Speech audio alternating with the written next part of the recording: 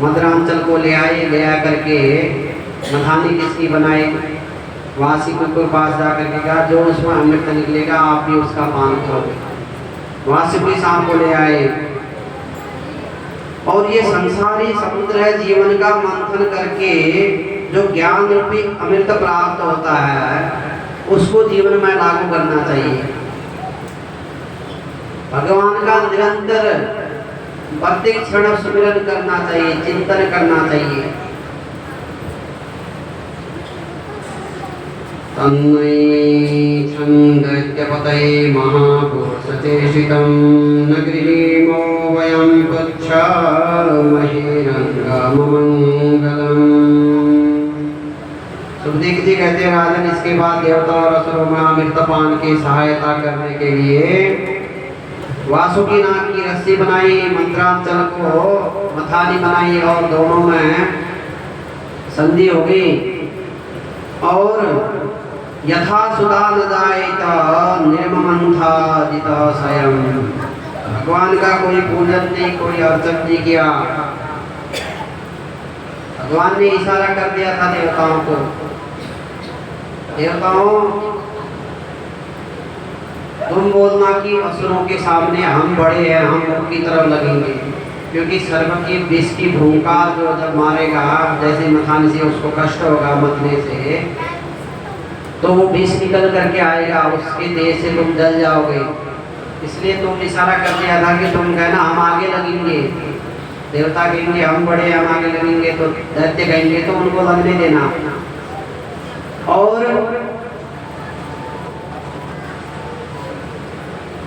स्वाद दोष समा सुगधि सुधा के कमठ शेष समा धर वसुधा के। ऐसा ही हुआ, देवता आगे की तरफ लगने लगे तो असुरों ने कहा हम बड़े हैं,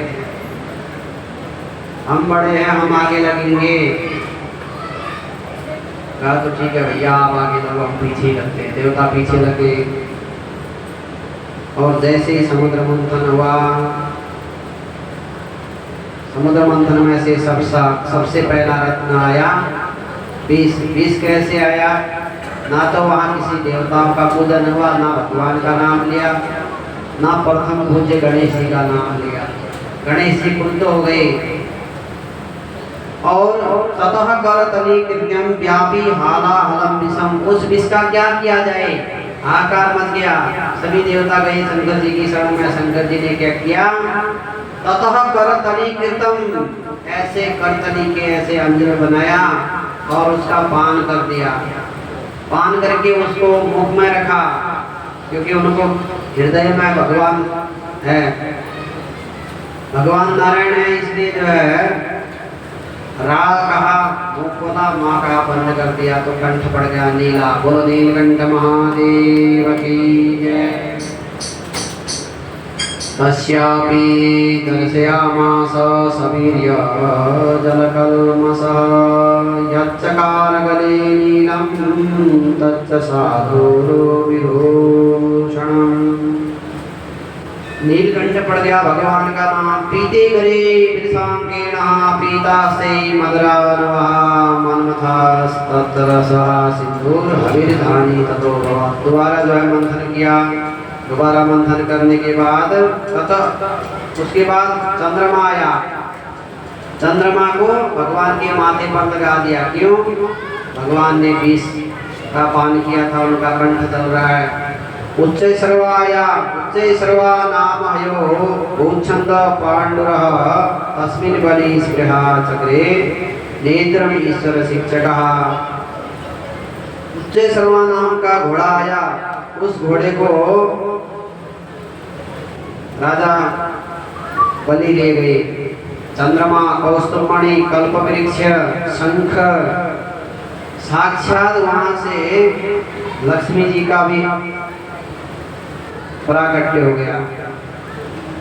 ततः वीरभूत साक्षात श्रीरमा भगवान परा रंजयन्ते दिशा कांत्या विद्युत सौदामनीयसा। भागवत के अष्टम स्कंद के अष्टम अध्याय के अष्टम श्लोक में महालक्ष्मी का प्राकट्य हुआ। बोलो महालक्ष्मी महारानी की। तो महालक्ष्मी का प्राकट्य हुआ, वहां पर देवताओं ने कहा भाई देखो, एक साइड देवता बैठ गए, एक साइड दैत्य बैठ गए, एक साइड ऋषि महात्मा शंकर जी भी वहीं बैठ गए, नारायण भी वहीं बैठ गए। जिसको ये देवी जी माला पहनाना चाहेंगे वो पहने, उनको पहनाए।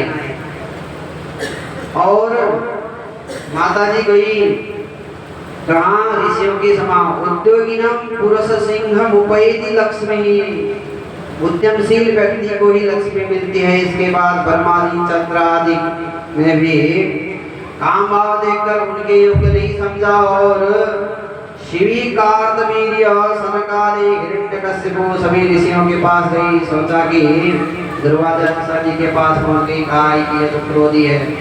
सब ऋषियों मुनियों को फेल कर दिया। शंकर जी से तो ठीक था, शंकर जी तो ठीक थे, कर्पूर गौरम कर्णावतारम, परंतु इनका वेशभूषा, इनकी संगति ठीक नहीं है, भूत जासूस की टोली है। और उसके बाद क्या किया, नरतीति नरवा प्रोक्ता परमात्मा सनातन, भगवान नारायण को एकांतवासा झगड़ा न जासा, भगवान साइड में जाकर के बैठे हुए एकांतवास में, क्योंकि उनको पता है आना तो मेरे ही पास है। और सबसे अलग जाकर के बैठ गए। लक्ष्मी मैया ने देखा कि दूर बैठे हुए नाई मेरे को देख रहे हैं, सब मेरे को देख करके मोहित हो रहे हैं, परंतु ठीक है ये भी शांता का, कम से कम लड़ाई तो नहीं होगी, शांत चित्त वाले भगवान को वरमाला पहना दिया। बोलो लक्ष्मी नारायण भगवान की। और उसके बाद 14वां रत्न अमृत निकला, दोनों देवताओं और असुरों में छीना झपटी हुई तो असुर लेकर के भाग गए। इस देवासुर इसमें समुद्र मंथन में 3 अवतार हुए। जब मद्रांचल पर्वत डूबने लगा तो भगवान ने रूप बनाया,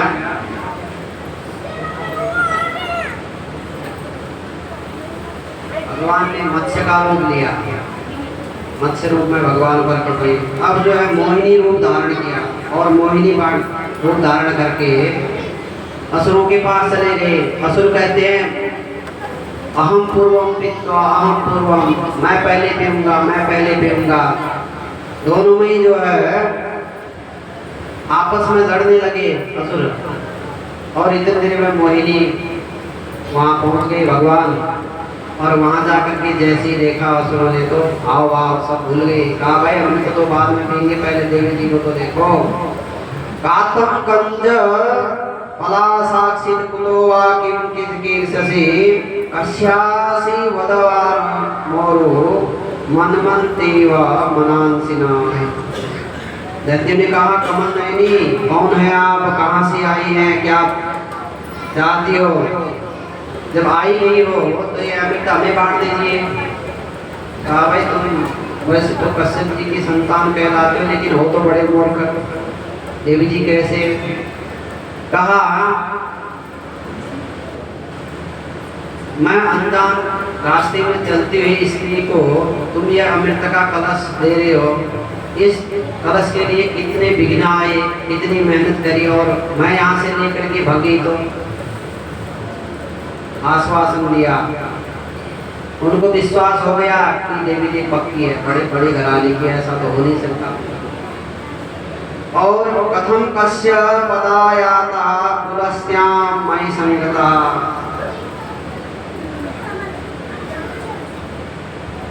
कौन है आपका? तो नाहं वसामि वैकुंठे योगी नाम हृदये न च मद्भक्ता यत्र गायन्ति तत्र तिष्ठामि नारद। भगवान बोलते हैं कि मैं तो ना तो वैकुंठ में रहता हूँ, ना योगियों के हृदय में रहती हूँ। और जहाँ भक्त लोग निरंतर कीर्तन करते हैं, मेरा चिंतन करते हैं, मैं तो उन भक्तों के हृदय में विराजमान होती हूँ। तत्र तिष्ठन्ति नारद। वहाँ से भगवान मोहिनी रूप धारण किया हुआ था, जाओ फिर मैं बांट देती हूँ। बांटने लगे, दैत्यों से कहा इसके ऊपर का पानी है, पानी पिला देते हैं देवताओं को। फटक से देवता भी पहुंच गए, देवताओं को भी इशारा किया भगवान ने, बैठ हाथ गुब्बारे के बहुत पहले से ही चटक रहे, जल्दी करो गए। तो असुरों ने को कहा कि पानी पानी पिला देते इनको, गाढ़ा गाढ़ा आप खा लेना। ठीक है, राजी हो गई। जैसे ही पानी पिलाने लगे तो भानु नाम का दैत्य था, वो बैठ गया सूर्य चंद्र के बीच में। देवता तो पी करके डगार ले रही है और उस असुर ने भी पान कर लिया। सूर्य चंद्रमा ने इशारा किया, मुख लगाया तो था, इतनी देर में वो भी चालाक था, भटक से भटक गया। दो भाग बना दिए, एक का राहु हो गया, एक का केतु, जिनको नवग्रहों की संज्ञा दे दी नवग्रहों में। और इसके बाद इति दानव दैत्यानां नावित्तं नमृतं नृपा विनियुक्ता कर्माणि यस्तासा वासुदेव पराणुका। इसके बाद तो क्या था, देवताओं और असुरों में खूब देवासुर संग्राम हो गया, देवताओं की विजय हो गई।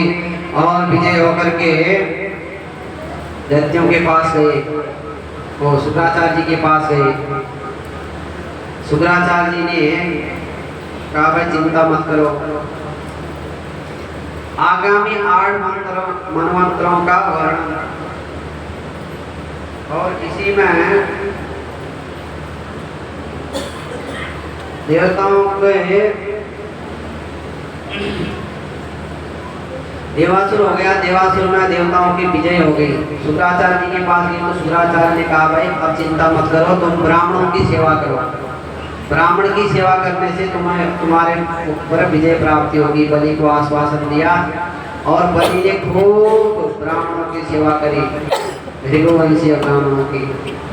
भगवान कहते विप्र प्रसादात् धरणीधरोऽहं, विप्र प्रसादात् कमलावरोऽहं, विप्र प्रसादात् अदितादितोऽहं, विप्र प्रसादात् मम राम नामः।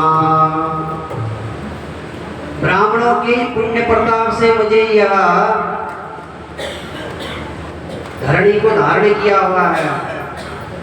विप्र प्रसादात् धरणीधरोऽहं, विप्र प्रसादात् कमलावरोऽहं। उनके आशीर्वाद से मैंने कमला का यानी कि महालक्ष्मी का वर्ण किया हुआ है, और उनके ही प्रताप से मैं अदितादितोऽहं, और उन्हीं के पुण्य प्रताप से मेरा नाम भी राम है। कहते तो खूब सेवा करी तो एक ब्राह्मणों ने आशीर्वाद दे दिया, अमोघ रथ। उस रथ में आरूढ़ होकर के बलि आए।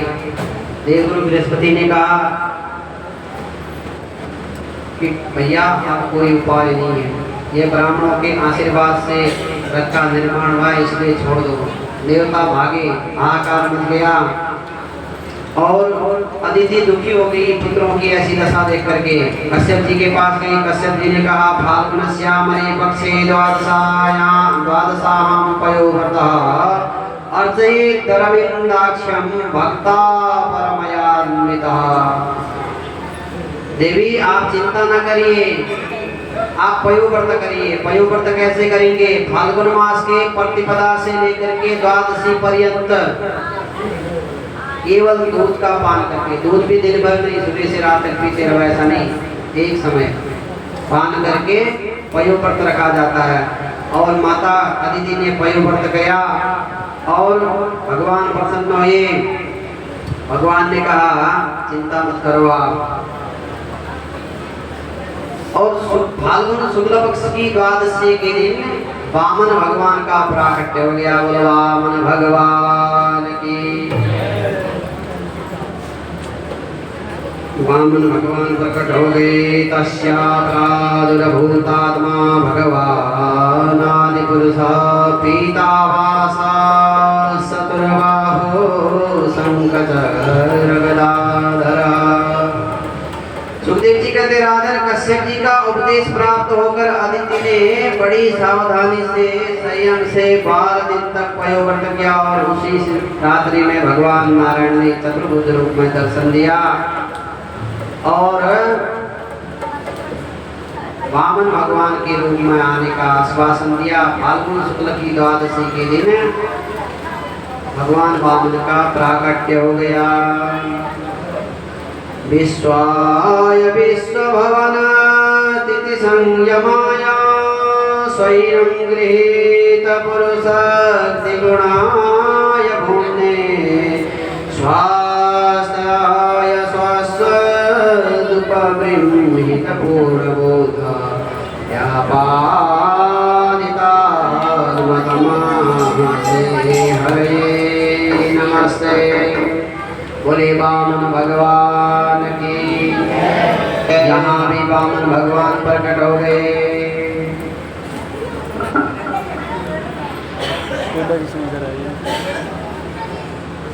वामन भगवान प्रकट हो गए हैं।